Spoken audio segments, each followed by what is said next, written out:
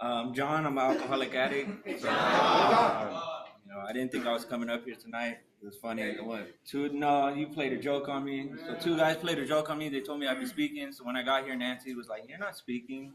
Last minute, she told me I was speaking. So now I'm here. But so my story starts. I'm from San Pedro. My mom and dad, my dad wasn't really in the picture. My mom had pretty much full custody of me, but I had a pretty good childhood, baseball, basketball, all that.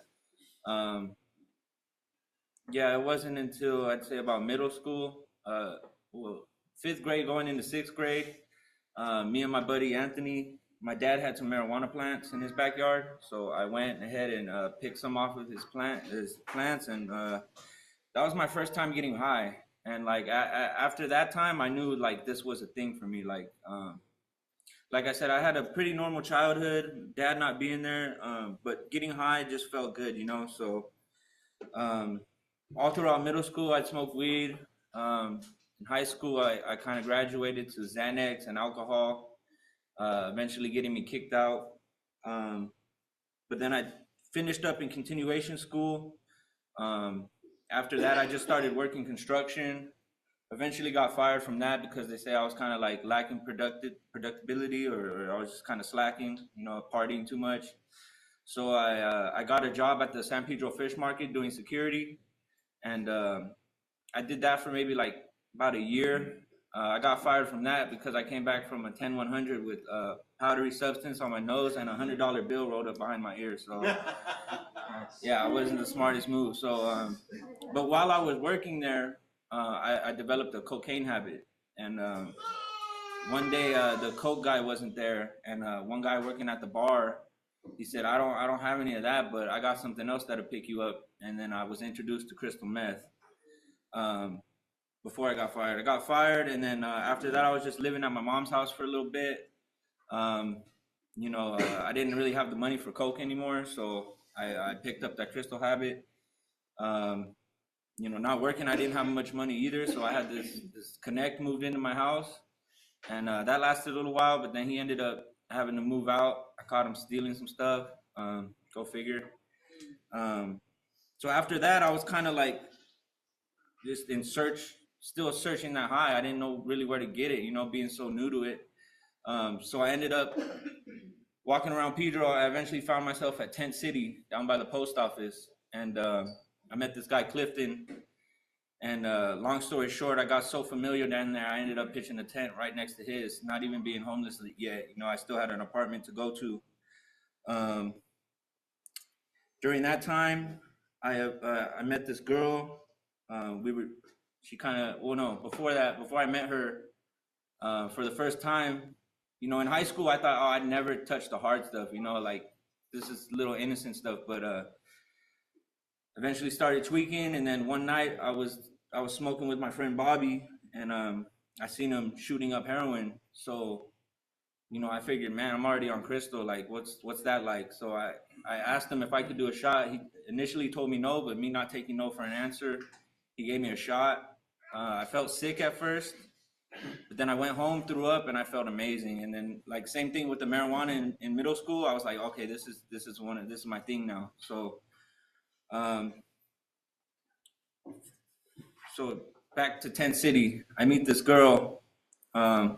We go out for like 4 years. She's on heroin, I'm on heroin, and it's the perfect junkie relationship, right?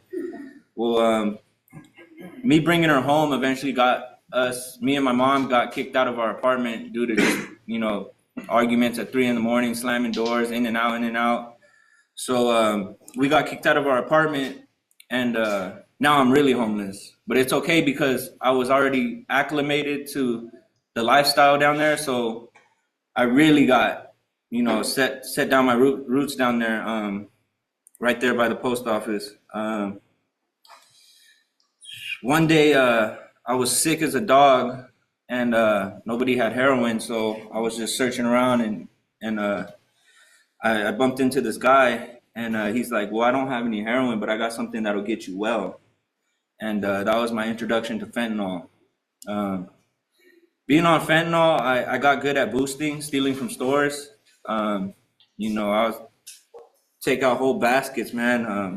I owe an amends to Target, but I really do. But that landed me in jail a couple times, and the last time in jail, I think it was early 2023. I got celled up with this guy facing a murder charge, and I don't know, something he told me just clicked. You know, he's like, "What are you doing, man? You're out there. You're young. You got all these opportunities, and you're chasing a feeling that's killing you." So I got out of jail that time, and I said, "You know what? I'm not gonna do any hard drugs. I'm just gonna smoke weed and drink." That didn't last very long. I ended up going back to meth after a while. I met my baby's mother, fresh out of that jail time, and she was on fentanyl, but I stayed off of it still. But so everything's going good for a while. She ends up going to jail after an argument we have. I didn't have money to pay for our room, so she ends up leaving, gets arrested, and all of her stuff's out there, and I don't have the room no more. So I get into a depression. I end up setting my tent by the post office to keep her stuff in. Stuff kept getting stolen, so I ended up setting a tent down by the beach.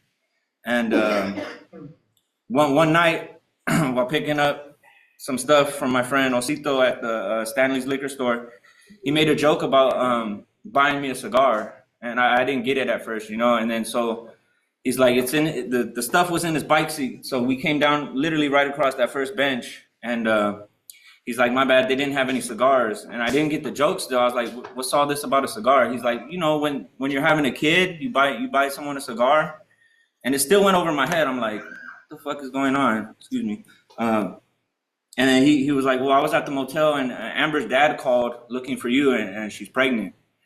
So I find out she's pregnant, and you know, that was like a point where I knew I had to kind of get my stuff together. So you know, she gets out. I end up going to jail, get out, and we go right back to using. And I told her, like, let's get sober. You know, like it's time. You know, like, because we always said, if this happened, are you willing to settle down and do the right thing? And she said, yeah, but it never ended up happening. So I checked myself into Fred Brown.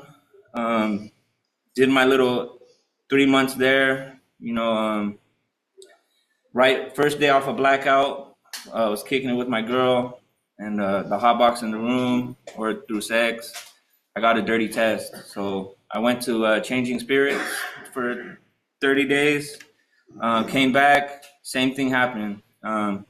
You know, I'm hard-headed. I got to touch the stove a couple times to make sure it's hot. But I've learned this time, and it's time. You know, I can't afford to. My daughter was born while I was at Changing Spirits. I forgot to say that. You know, so I gotta shape up for her, and I mean I'm doing it for her, but I'm doing it for me ultimately, because I mean I want to be a good dad. I want to be a dad. You know, I don't have to. You know, and but yeah, coming here, I've learned a lot. Kind of drawing a blank now, but you know, it's just a trip. I gotta start my life all over again. You know, new people, places, and things. And when you've been doing drugs since you were like 15, it's, you know, my whole adult life. It's kind of like all my life was revolved around drugs. So it's hard, but it's doable. You know, and you guys help, man. All the fellowship here and all the help, man. You know, man, like I think if it wasn't, man, remember Nancy, that one night or that one day I was thinking about leaving, and you just sat me up on the balcony. I cried, man. I forget exactly what you said, but I cried. And after that, things got a little better, you know. I'm grateful to be here. I'm grateful to be alive, man. I've overdosed many times, you know. It's a miracle that I'm here to even be able to do any of this.